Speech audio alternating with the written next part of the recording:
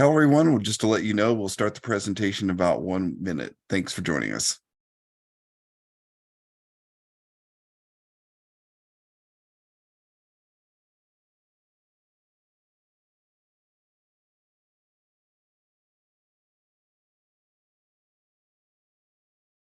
Hello, everyone. Just to let you know, we'll start the presentation in about 30 seconds. Thank you once again for joining us.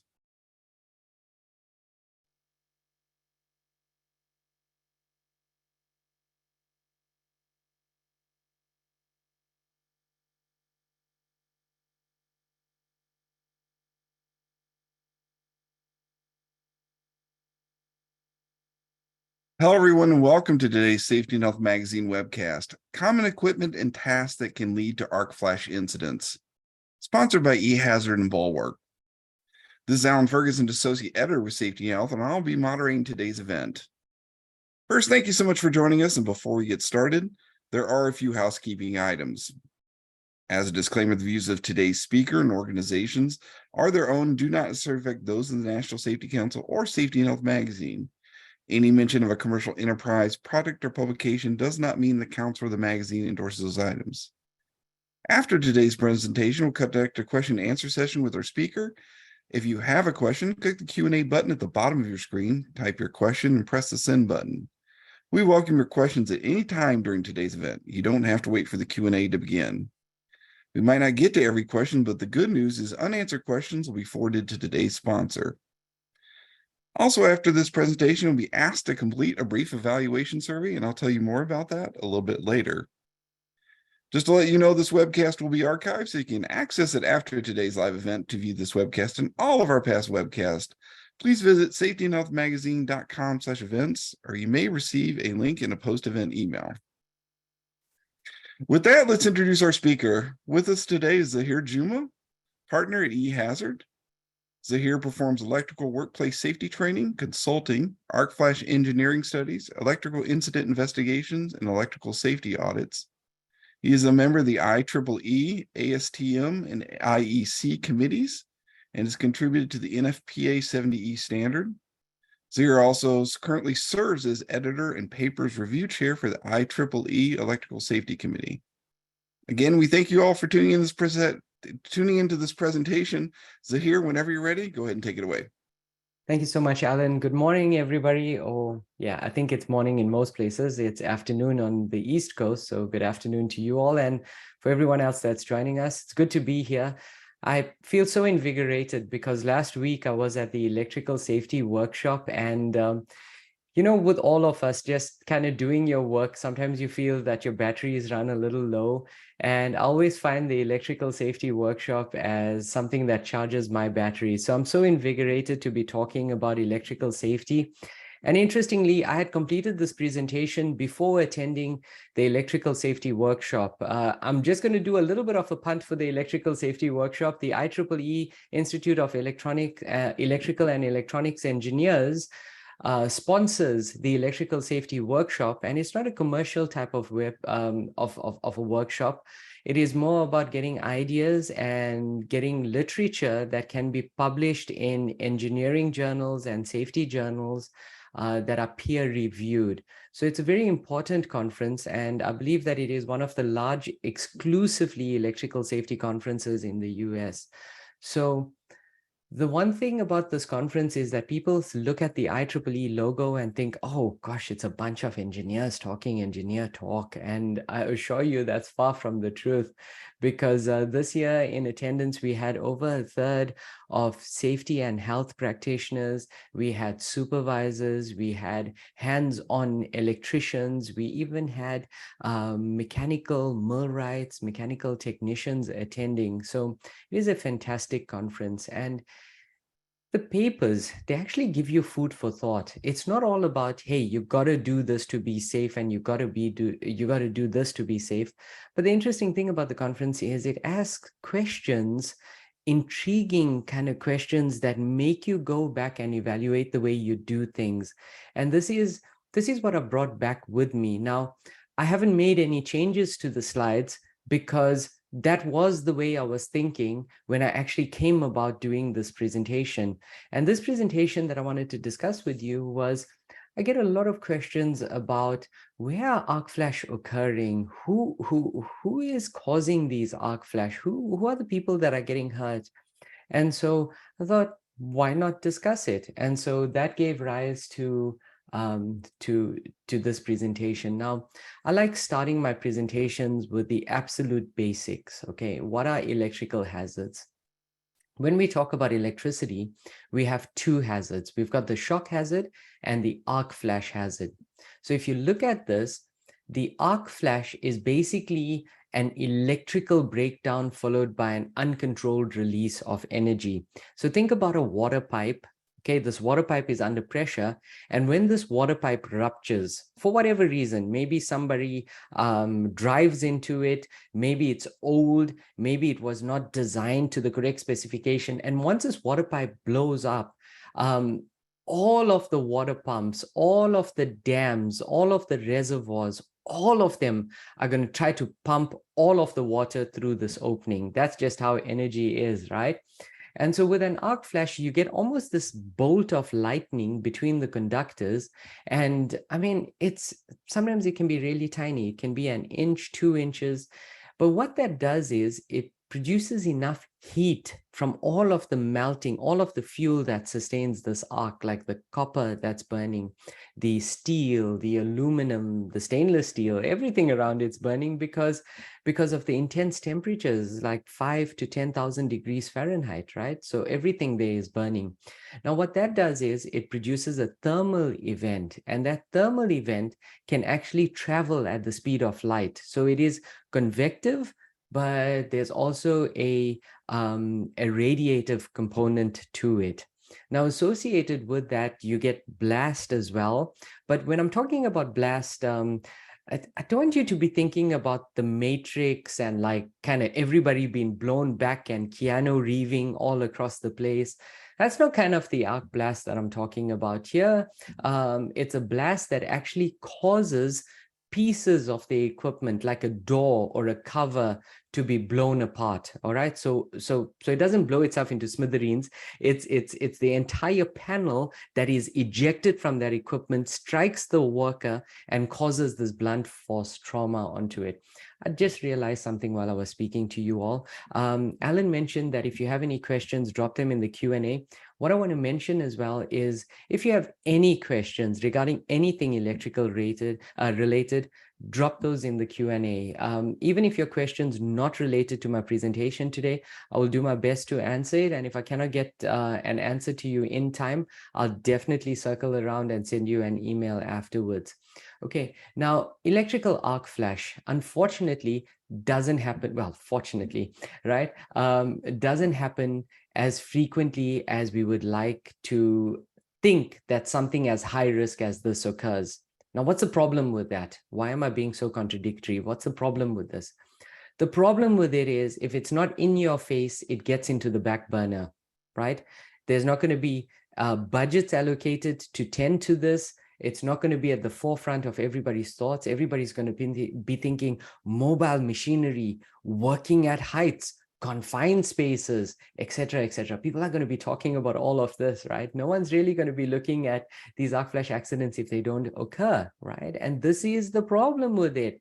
It's highly infrequent, but the consequences, I mean, people tell me, oh, because of production, I can never shut this piece of equipment down to replace this breaker, for example. And I say to them, well, if there's an arc flash, whether anybody gets hurt or not, trust me, production is coming to a standstill. So I don't know about you all, but I like a planned shutdown rather than an unplanned shutdown. All right, but what is killing more people? What is killing the largest number of electrical workers out there, both qualified and unqualified workers? That is electric shock. All right, and electric shock manifests itself in two ways. One is where you get into contact with a piece of equipment and it passes current through your body. The other is where the ground, Mother Earth, actually, which is regularly or normally 0 volts, picks up a potential, and that is what we call step potential. All right. So without getting into too much of details, I mean, I've written several papers with regards to this. I've presented many times. So if you go into one of our safety and health archives that I've presented previously, you would come across at least one of my presentations where I've gone into more detail with regard to step and touch potential. Now, I will be covering step and touch potential a little bit today. I think what I decided to do today was everybody thinks about electrical hazards and they think arc flash, arc flash, arc flash. And I wanted to kind of do things differently today. What I wanted to do was kind of have more of a focus on talking about electric shock. All right. And that's what I aim to do. So how am I doing that? All right. How am I getting this message across? Think about it. If OSHA has all of these rules, if standards that you work with, like the NESC, National Electrical Safety Code, if that has guidance, if the National Fire Protection Association, NFPA, in their 70E standard has all of this guidance, why are we still seeing injuries? The problem with a lot of these standards is they tell us what we need to do, but they don't tell us how we need to be able to do this. So most workers, most electricians on site, most engineers on site, they need to know, what does this mean? What is the hazard and how do I protect myself against this hazard? And you know what happens? Although you've got all of these rules, you've got all of this training, what happens is when a person goes out to site, their view, their focus becomes very narrow. So we are in Kentucky. I mean, I live here in Louisville, Kentucky. Our e-hazard offices are out here in Louisville, Kentucky. And you all know Kentucky, we're big on horses, right? It's all about the Kentucky Derby, right? And so you have these horses that normally graze out in an open field and they can see everything around them. But when it comes time for the race, when you are lined up at the starting line, they all have these blinders on. You cannot see left, you cannot see right, you just look straight ahead. And I think this is the problem. I mean, with me, at least in industry, right? And what I find is when I go out and I'm doing something, I become hyper-focused and I sometimes lose track of the big picture. And I mean, think about this. When you are working in your garage, when you are working in your kitchen, when you are working in your study, for example, we all tend to become hyper-focused. And I think this is one of the risks that standards tell us, hey, you got to worry about this, you got to worry about that. But unfortunately, we as human beings sometimes don't get the big picture. The other problem that we may have is, oh yeah, Zahir just spoke to me like for an hour about step and touch potential and arc flash. But I got this particular application and I have no idea how to take what he said and apply it. So the implementation is also a big question that we've got to ask. So how do we learn? And I've got there in the middle, investigations are key, right? You know what my problem with investigations are? Okay, let me ask you this question. All right. And you don't have to answer me. It's more for rhetorical questions. Are investigations reactive or proactive? Right. And if you think about it, when do investigations occur? They occur usually after the accident. Oh, now some of you may tell me, oh, no, but what if it's a near miss? What if something happened that could have resulted in harm, but didn't result in it? So it's a near miss. So if I investigate it, I'm being proactive. No, because those gaps that cause that near miss are already in your organization. Do you realize that? If I and I've got to give credit to somebody who I really admire that mentioned this last week, and I'm going to give credit to that person later in the presentation today. The person mentioned that, hey, if I have to dig up a communication cable, and let's say I stop communication for a little while and interfere with your Netflix or your Hulu or whatever else you're streaming these days. Sorry, I shouldn't actually be mentioning these names on a podcast, on a webinar. I apologize for that. But let's say you're watching your favorite streaming show and I interrupt that. Well, no harm, no foul. You're a little bit upset and you go and get a snack in the kitchen or whatever. It doesn't really cause any harm. But do you know what the problem is? What if that wasn't a communication cable? What if that was a high voltage cable or a medium voltage cable that you struck? Okay. The problem here is that whatever gaps allowed you to get to that near miss were already inherent into your system, right? So I like to think of this differently. Investigations are reactive only for the people for whom have been investigating it, for the people who have been affected by it. For an outside body, for an independent body that has not come across that as yet, investigations are actually proactive because they haven't happened to you as yet. If you are able to find these gaps and plug these gaps, hey, you are the hero of the day, right? So most utilities and most industry communicate these incidents, but here's my two big problems with it. Number one, it is communicated internally. You and I don't have eyes on it. People don't want this information out. Number one, it gives away their competitive edge. Number two, maybe there's something to be said about the pride and the faith that they had in their safety program that didn't materialize. And then generally, it's about being quick, being on the draw, being able to drop this investigation report as soon as possible. Do you know, they call it a safety stand-up or a safety minute or something like that. And within 24 hours, they try to get this note out. The problem with that is you're not always giving me the final details, the root causes of it. So what I'm going to discuss today is investigations. How do you do them? We're going to talk about task and equipment on where you are seeing this.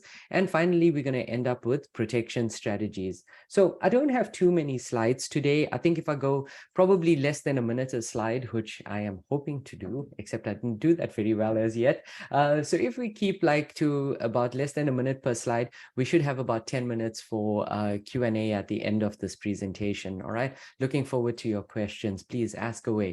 All right, so investigation techniques. Let's start off talking about investigations first and foremost. So I did a postgraduate study with regards to accident investigation and incident investigations, and you won't find, you should not find this as news, but most of these were not actually performed effectively. We didn't have subject matter experts involved in the investigations. We had people who were kind of leading the investigation in a certain direction.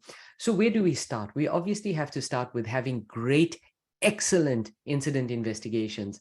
And one of the easiest resources for you to be able to find out and to be able to audit your investigation technique is the Department of Energy. DOE has a fantastic handbook. I've copied the link out here. You can write this down quickly and go and have a look at it.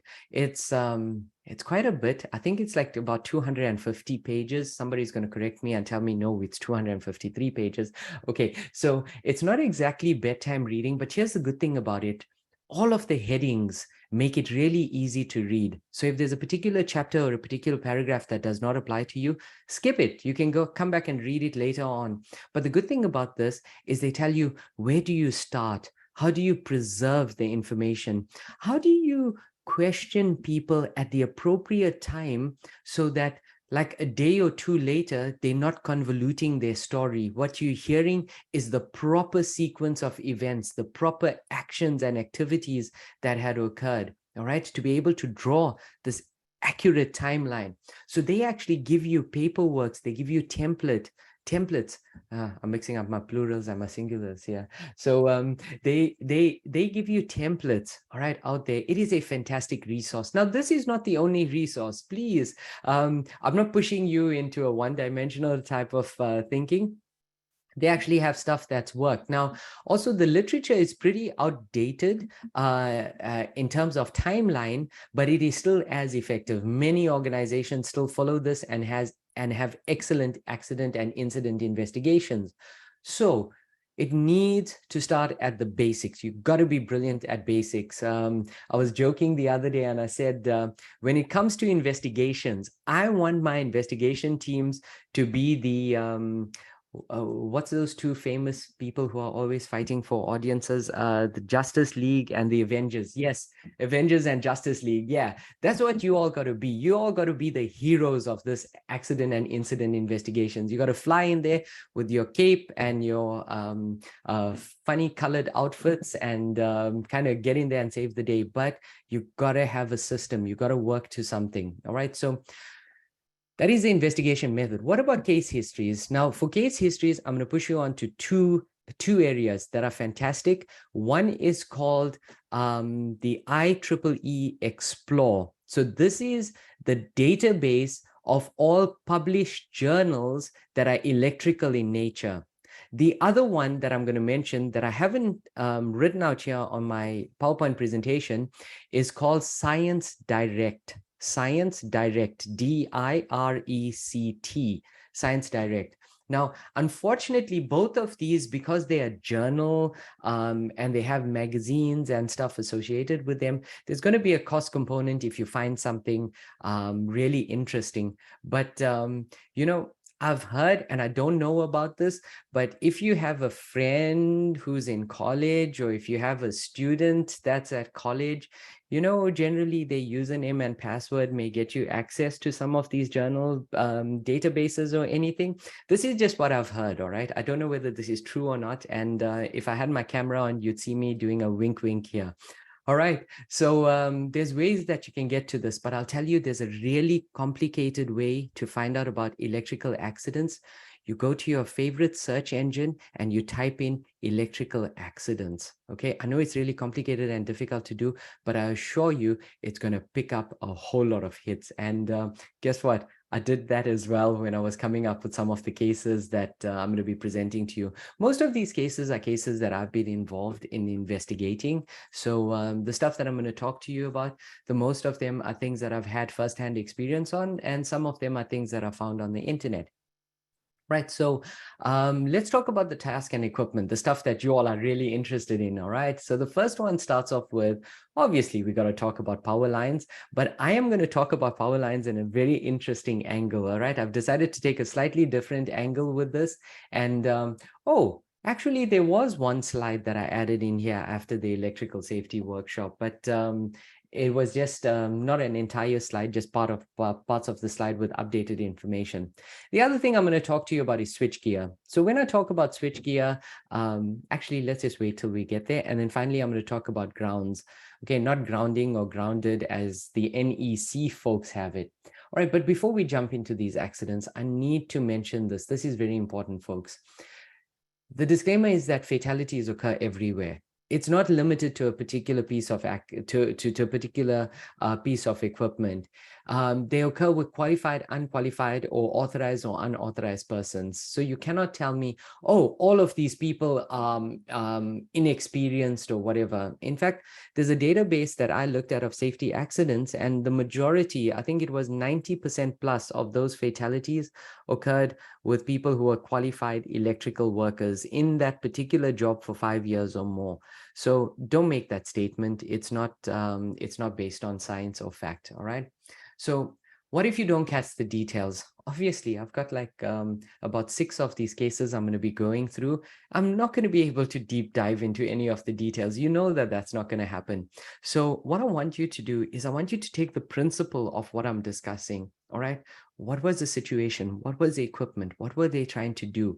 Ask yourself those deep inquiring questions, and then ask yourself, what about your workplace? What about your colleague? Are you all exposed to any of this? What about your contractor? What about your neighbor? All right. You're going to ask yourself whether there's exposure to any of these. You may need to reach out to a subject matter expert to be able to interpret some of this for you, because you may say, hey, I've seen this PowerPoint presentation. This person was talking about this incident and it made no sense to me. Can you help explain this to me in a way that I can understand it?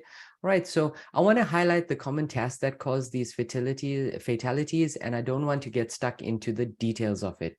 All right, so let's jump straight in with power lines. All right, the first incident was where you had a contractor who was installing a 25 kV service. Now, this was in a very hot, humid environment, so there was a lot of sweat and all of this, and the lines were not covered. So especially with some of the utilities, with the way they work, normally what they would do is, like, at least 2 or 3 days before the job is going to take place, they get out and they cover the lines up. Now, remember, a cover is a cover. It's not meant to insulate the line to the point that you and I can just walk up and go and touch that line. All right. Unfortunately, where this person was working, they had extended past the covering of the lines.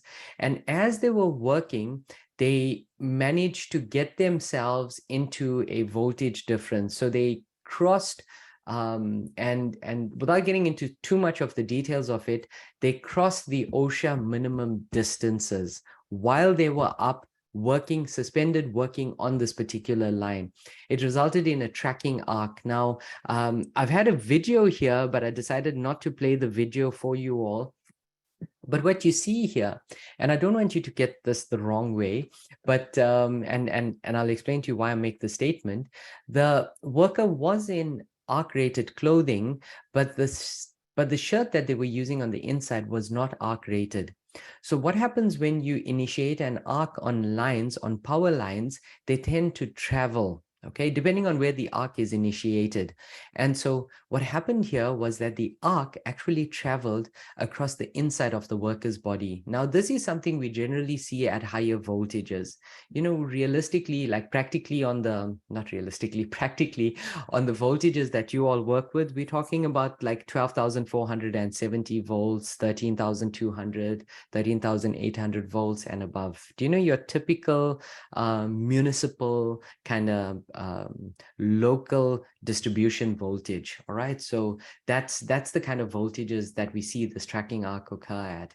So you're not going to see this at any of your lower voltages. Now, luckily for this worker, although the arc had tracked through the body, the arc-rated clothing, the fact that there was sweat that allowed for a low impedance arc to then clear fairly quickly, all of this went on and assisted the worker being able to survive this. Now, folks, what I'm doing is, and sorry if I didn't mention this, I'm talking about the accident, I'm talking about where it occurred, and I'm talking about a little bit about the worker, perhaps what the worker was using. We're going to come into protection strategies a little later. So I'm going to discuss all the things that could have been done to have prevent this accident in a little while. All right. But when we're talking about overhead power lines, I want to mention something to you. This was a paper that was published, and you'd be able to find it online. You'd be able to find this information in peer review published papers as well. What they find is that overhead lines contribute to about 40% of the fatalities that we see. All right. All other electrical fatalities make up the remainder of that 60%. All right. But then if you take a deep dive into this blue area here, I think I've got a little scribbler somewhere here. Okay, I'm not going to try and be fancy here. Okay, but the light blue overhead power lines, the 41%, if you look at that, now if we take a deep dive into this, you'll see that only a third of these accidents are actually related to occupations that's electrical in nature. We're talking about electrician, liveline workers, etc., right? The majority of these are non-electrical occupations that are exposed to these hazards, right? I think the next slide that I'm bringing up takes a deeper dive into those non-electrical tasks. What are those non-electrical workers who are being fatally injured? And if you look at the stats from the past, like 10 years, all right, you'll see that this actually fluctuates according to the profession. So construction laborers are where we're seeing the most. Okay, these are, the orange shows the exact number, whereas the red shows the percentage of overall fatalities, right? So if you look at this, we've got the most here with construction laborers, tree trimmers, and general contractors as well. All right. So very little of them, people who are like painters, truck drivers and stuff, but they do feature in here. So let's talk about some of these accidents. The latest one that I've come across wasn't too long ago. It was March 13th, right? So yeah. And I didn't actually have this on the slide, but when it appeared, I just had to talk about it. What happened here was they were replacing shingles or installing tiles on this roof, and they were on a lift. And unfortunately, this lift came into contact with the power lines. And if you zoom in, you can actually see the point of contact that the cables have actually welded these holes into this equipment. Now, one of the dangerous things that happens here, well, there's two. Number one, when you are in any sort of a lift and there's an electrical contact accident, it usually fries the control. It blows up the control equipment. That means that a person who's in that area will generally be stranded up there. There's no way of rescuing or lowering this equipment. Now, what I've heard is that some of the newer equipment is bypassing electronics only and is actually going onto hydraulic or pneumatic type of backups where you don't need electrical power to be able to operate and rescue that. Unfortunately, folks, my local contractor from around the corner of the street is not going to be privy to this. Neither are they going to spend the extra dollars in investing in this. All right. So that's the problem that we are going to experience. These type of incidents and accidents are still going to occur. Now, this person, unfortunately, and this is what I think some of us do tend to miss, is that most of the fatalities, all right, and just bear with me, take what I'm saying with a grain of salt, all right? Most of these fatalities are not the electrical contact itself. It is the arc flash that occurs and it ignites non-arc rated clothing, right? What do I mean by that? It's if you take an old rag, all right, and the next time you have a fire or you have a grill or whatever, take a small piece of this rag and throw it into the fire and look at the amount of heat that it produces. When we were doing arc testing, the one day we tried looking at a typical utility setup, and we generated an arc and we put a mannequin in front of the arc with denim blue jeans, this regular denim blue jeans. And because the pants was kind of falling off this mannequin, we put a belt across it, like a normal leather belt with a metal buckle on it. After the arc flash, we had ignited the clothing and we just let the clothing burn for probably like half a minute to a minute or so before we extinguished it. And we were trying to find out, where did the buckle go? And what we thought was that the electric arc had like kind of somehow or the other jumped onto the buckle and blown it away. No, after looking at the video and analyzing the data, what we had found was the heat generated from the burning of the denim blue jeans, which is the similar sort of energy that you would get from an ignition of a shirt, had actually melted the metal and caused the metal to drip off the mannequin till it formed a neat little, it was like probably like a 3-inch rod. Okay, and that was a melting of metal. So if the ignition of clothing can melt metal, you know what? I don't think your body is going to stand up to that very well. All right. The good news is if you are still in your 20s, early 20s, mid 20s, you're going to recover from this. Unfortunately, most of our workers are not in that age group. All right. So let's talk about overhead power line contact. Now, I'm from Louisville, Kentucky. So these, I think this incident and the next one I'm going to be talking about kind of hit fairly close to home. So because these incidents happened in Kentucky. All right. So here was a 61-year-old dump truck operator. And what had happened here was they were demoing a building to try and reconstruct a new building. I've got the link out here. And what happened was, because the dirt began to pile up higher and higher and higher, what first started off on the original risk assessment as, hey, we may be clear of this. Well, you know, hear me in my nice little way talking about a risk assessment. And deep in my heart, I hope that somebody did some sort of a risk assessment. But generally with domestic residential type of contractors, I think the risk assessment is the last thing on their mind. Well, that is at least my experience on it. But anyway, I'm going to look on the rosy side of life and I'm going to think that somebody did a risk assessment before they started out here. So what happened was, after they began piling up the debris, the clearance between the dump truck bin and the line had decreased. So when he raised the bin, he actually made contact with the line. Now, what had happened here? While he was stepping off the truck, he came into contact with a step potential. So he had a voltage differential across his body, and where his feet landed, between the two different feet, he had a difference in potential. All right. And actually, I think here you may be right if you're questioning my approach to this, because here it was probably a little bit of touch potential as well. Now, one of the things I want to mention to you all, and I think I've got it here in the next video. No, I've actually got it on much later. All right. But one of the things that you got to watch out for is staying put, all right, in the vehicle. And I'll talk about this in a little while. Let's just run through. I've just got another 10 minutes and I want to get through all of my slides today, all right? So a Kentucky resident walking in the woods didn't realize that there was a downed power line.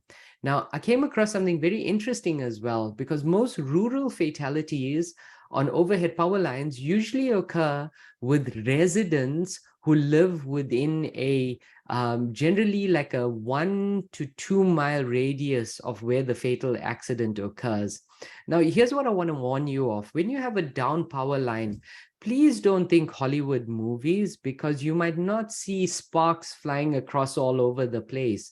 It might just look like the line is de-energized. You may not see anything until you step into that zone, and then it's then I mean it's all bets are off. All right, so there's a link to the article. You can read this. Husband and wife taking a walk in the woods, which they've done many a times, and unfortunately on this particular instance there was a down power line and he got into a step potential and he died. All right, this was another incident that happened, and it speaks a lot to the question of quality in our workplace. What happened here, it was a utility that came out to one of these pad mount circuit breakers, and they had a fuse that operated, but while the fuse operated, it had also flashed. All right, so there was an arc flash. So they had the repair crew that came out, they cleaned up the switch gear, they replaced the fuse, but one of the parts that were damaged, I think one of the clips that was damaged was not exactly the manufacturer or the preferred replacement that they had. So they made a temporary repair and they restored power, and they were waiting for this part to arrive. The problem was that the senior technician out there knew that the crew that had done this repair was a novice crew. He was unsatisfied that they had found the root of this problem or the immediate cause of this problem. And so what had happened, now remember, this person was working already the entire day. They had performed the repairs. This outage occurred at about, I'm guessing it was somewhere around 1:30 a.m. or so. And at about 4 a.m. the next morning, while they're waiting for the spares to come out, he goes out and he uses his flashlight to try and inquire a little bit more, just probe a little bit more to see if what they said was actually true, right? So he came from a good place. His intentions were good. What was the problem? He had arc-rated clothing, but he did not have any shock protection. He didn't have gloves, but he had electrical hazard rated shoes. Unfortunately, it wasn't enough, because as he stuck the flashlight in there, obviously he encroached the minimum approach distance and there was an arc flash. Now, fortunately for him, he survived this with minimal burns thanks to the arc-rated clothing he was using, but he didn't have any face protection. He didn't have any head protection. He didn't have any hand protection. So that's another thing that we got to talk about, because we are all renowned. We're famous for saying, hey, my people have arc-rated clothing, okay? But the question is, are they protected against an electrical arc flash? Because we think about a shirt, we think about a pant, and we think, hey, I've done my bit and I'm going to sleep like a baby tonight, all right? And for those of you who know kids, you know that means you wake up crying every 2 hours, right? But if you feel that you've done enough just by providing arc-rated clothing, let me tell you, you are sorely mistaken if you're not auditing your workers and making sure that they are using hand and head protection as well. So, equipotential zone. This, I've added a link to the incident as well. You can write down the link and click and go to the link. Right, but the line was de-energized, but they failed to create an equipotential zone. So if you can look at this picture here, and I'm going to try and talk through this picture. It appears from the incident, and this occurred at the Department of Energy, and it was a nationally investigated incident, and it was published. What had happened here was that they had used a driven ground rod. So if you look to the right of this picture, you're going to see the driven ground rod, and they had hung grounds. Now, let me tell you what happened here, because you're not going to see this in my presentation, was the two crews were actually debating with each other, and things got very heated, and the two crews just decided to go and do their own thing. So one crew created an equipotential zone where, if you can see the line here, can you see the little cross where you've got the insulators and you've got the line going across? across, the one that says to the Monument Tap and Rogue substation. If you look at the writing there, what they had done right there on the top of the pole, they had also hung grounds there to the foot of the worker and then connected it to the ground grid. And they had installed the portable ground sets, but they had brought that back down. They had bonded it to the same spot. So all grounds came back to the same ground set. Now, what happens was, because they had this driven ground rod and they had the ground grid, there was a potential difference between the two of this. As the worker stepped out to B447, as they went to work on that particular switch, they experienced a potential of difference, difference of potential, and it was a fatality. Only Zahir can slip up on something this serious. Okay, so now, unfortunately, the worker experienced both shock and arc flash. All right, so it was a fairly gruesome fatality. All right, but talking about gruesome fatalities, do you know, probably the one that stuck out the most for me was a case that I heard about. Was an electrician who was on a 10-foot ladder trying to work on a bus duct. Now, for those of you in utilities, you may not be using this a lot, but a bus duct is simply a rail system. Okay, so there's electrical conductors, and it allows you to plug in and remove boxes, obviously under electrically safe work conditions, to be able to move your production around. So yeah, and what had happened was she had put on a ladder and went up to, I think, replace a fuse or to inspect a fuse.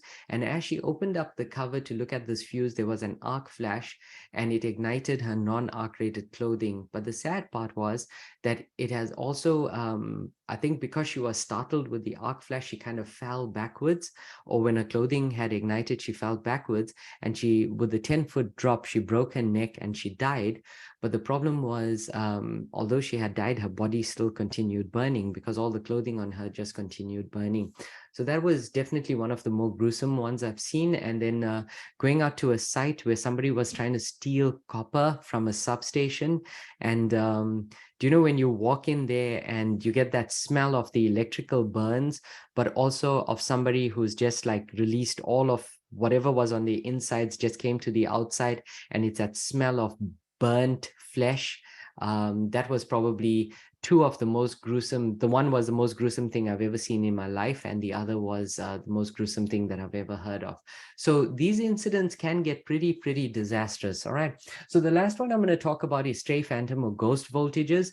These are very different from induced voltages. Induced voltages generally occur on power lines, and power lines then couple with something that is metallic, magnetic in nature, and induce a voltage on them. Okay, that is what induced voltage is. Stray or phantom voltages occur through a there's a direct electrical connection between them. So generally these occur on, I see them more often in lower voltage systems, like low voltage systems. And you all know OSHA delineates the two between high voltage and low voltage, being like that 600 volts. So they say systems operating at 600 volts and below, or equipment operating at above 600. That is how they delineate high voltage and low voltage. For most of us in industry, we know that the engineering standards sort of refer to it as below 1000 volts is low voltage, 1000 to 69 kV, or maybe even 72.5 kV is called medium voltage, and above that is called high voltage. And sometimes some folks will refer to extra high voltage as voltages above like 230 or maybe 400 kV, and extra low voltage being voltages, standard, normal, control, instrumentation, automation voltages at 50 volts and below is sometimes referred to as extra low voltage. Just an aside. All right, so the two case studies here was that one person had incorrectly connected a generator, and as they transitioned from one area to the other, they came across a potential difference that resulted in a fatality. All right, so it was stray voltage electrocution. Remember, electrocution is when shock causes a fatality. So please don't walk up to me sometime and tell me, hey, Zahir, I was electrocuted. Okay, I'd be very, very scared to hear that story. Not because of the story, but because of who's telling it. All right. But receiving a shock is where you receive a shock and you walk away from it. Electrocution means that it resulted in a fatality. All right. So the terminology is very important, because when you tell me, hey, we had an electrocution on site, I'm obviously going to get startled by it. All right. So this was a substation. Now, this didn't result in a fatality, but it was one that I know of. It was basically, we had a secondary plant engineer commissioning a system, and because of stray voltages, it tripped. Of all the breakers that it could have tripped, of all the relays that could have picked it up, it was a substation bus zone differential. So it took out the entire bus of the entire substation. I tell you, things went very quiet for this engineer on that day. All right, but the point being, the stray voltage caused the trip. If this person wasn't aware of stray voltages and held the neutral wire, for example, without the adequate protection, they would have been fatally injured. All right. So what are these protection strategies? Let's run through them very quickly. I'm going to take about 10 minutes through to get through all of these. All right. So training. I know you all are going to say, oh my gosh, not death through PowerPoint again. All right. Folks, I absolutely hate training as well. All right. I have a love-hate relationship with training, because I love being trained and educated. It's just that physically my body doesn't allow me to stay awake when somebody is doing PowerPoints. All right. It's very, very difficult for me. All right. So when they talk about death by PowerPoint, all right. And then the second thing is that you may not be able, as much as your heart is in the right place as a person presenting this, people may not be able to understand what you're saying. They just may be uncomfortable in the facility. They may be just falling asleep looking at this PowerPoint presentation. So sometimes it's not just the person presenting it, but it's also the attendants, the delegates, right? The students. And then workers, not all workers are qualified. This is a very, very big risk that we run into in industry. And I can talk about that in a little while, right? So this training is not a nice to have. It is an essential component of what we do, be it PowerPoint presentations, be it on-the-job type of training, be it training through auditing, raising this awareness to workers while you are on site. So very important, the telecommunication regulation says that employees do not engage in any of the activities until proper training has been presented. And they ask you for record keeping as well. They tell you that the employer shall certify that the workers have been trained, and they tell you what documentation has to be made available. Then let's talk about 1910.269, right? And I know some of you who are attending today, Subpart S applies to you. Go and read 1910.332. I think it's 332. I may have mixed that number up, but I'm pretty certain it's 332. 1910.332. That is the one that you are looking at. All right. For all of you who are not electric power generation, transmission, or distribution. All right. So what they say is, obviously, they want you trained, but more importantly, they want you proficient in your company's procedures and policies as well. They want you trained on items that are not covered in that section, but required. So they actually leave this open-ended requirement. So you cannot claim that, oh, I was working on electricity. I didn't think that I'm going to fall through a manhole and break my leg. No, if it's a hazard, OSHA says you got to identify it and you got to make sure that people are trained to it. All right. And I know all of you have already read ahead. So you've read A2I already. So I'm not going to waste your time and read through it, but they speak about the specific requirements. All right. Now, also, one of the very, very interesting videos, folks, if you have not watched this, I strongly recommend that you go out and watch it. It's a resource from a utility on safety around down power line. All right, not down powered line. All right, so follow that link and go and check up on that link. All right, it is a great video. And please do me a favor, don't watch it by yourself. Share it with your other half as well. Show it to your kids, all right? And I know I I mentioned this through someone I know who was going through a divorce, and he said, nah, I think I'm just going to keep this video to myself. All right. So also don't forget to read 1926 1408, which speaks about power line safety up to 350. I've summarized some of those requirements here. This is the construction regulations, and the construction regulation says you got to inform people of why it's so important to stay in the cab, keeping people away from this area, avoiding any approach, and the safe clearance from power lines itself.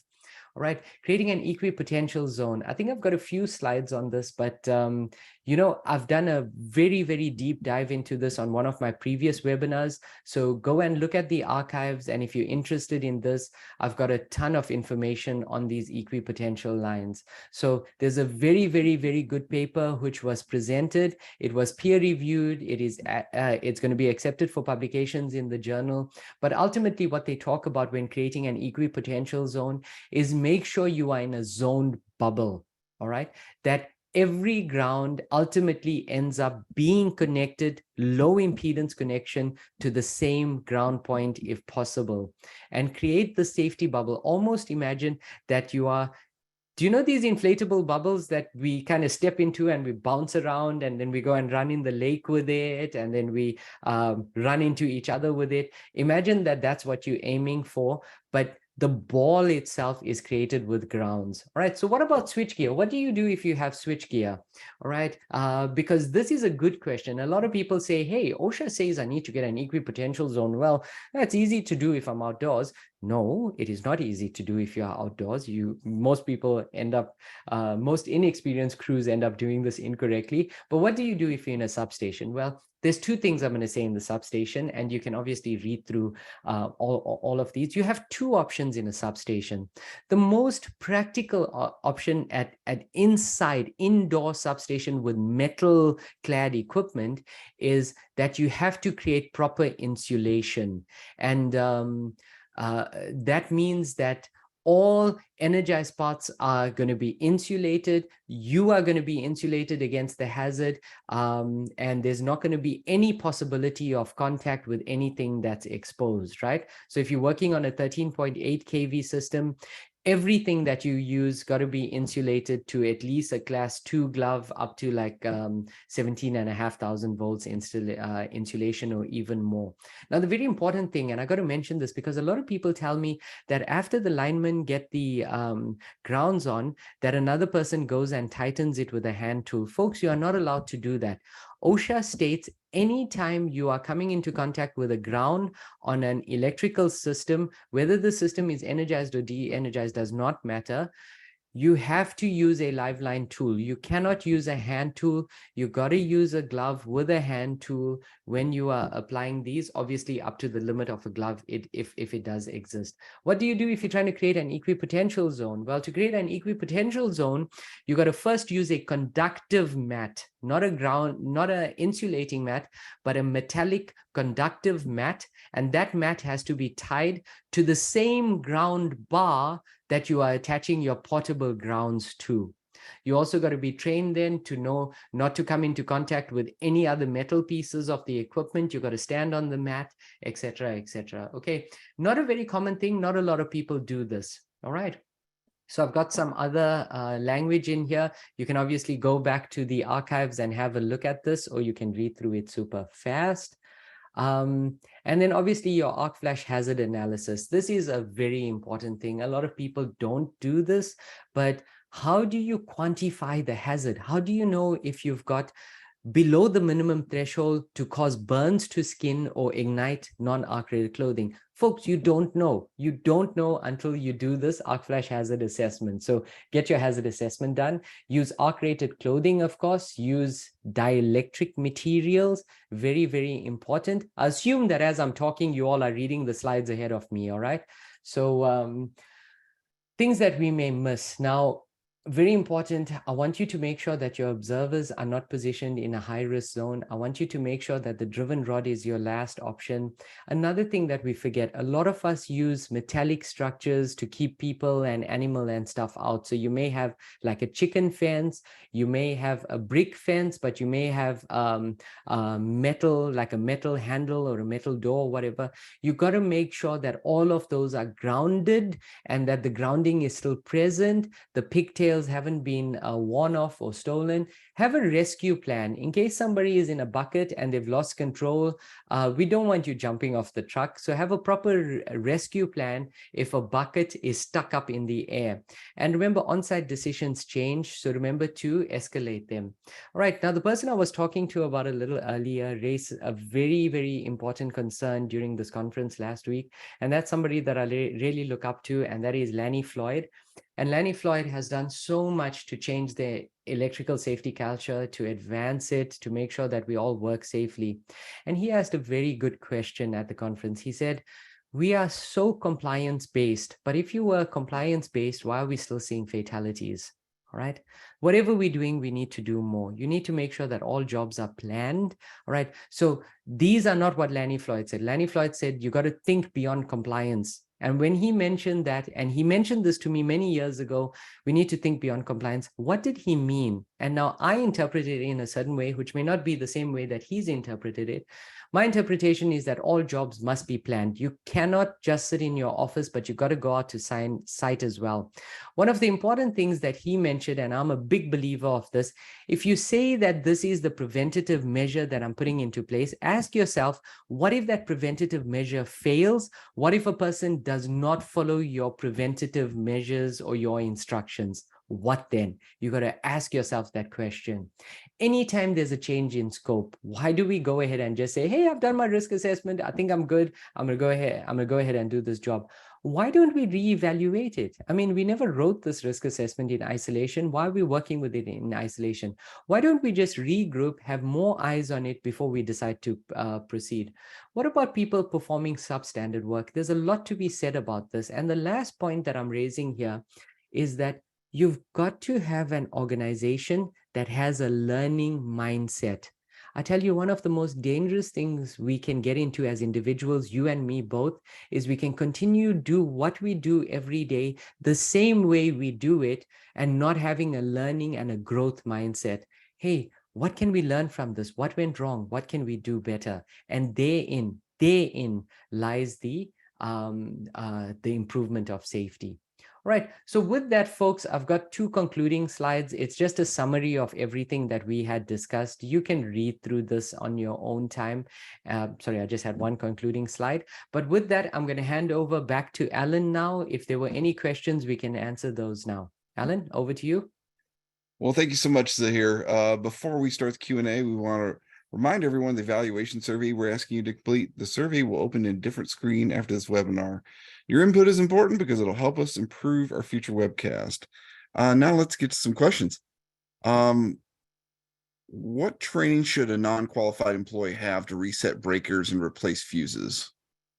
Okay, so once you get into the question of replacing fuses and you say an unqualified person, assume you are referring to a person that hasn't been through any formal electrical education or electrical training, like an electrician, a journeyman, a lineman, a master electrician, and the likes. All right, so a person who's replacing fuses, for example, will need the full suite of electrical safety training, which means training for shock, training for arc flash, rescue means, protection strategies, understanding how to use personal protective equipment, etc., etc.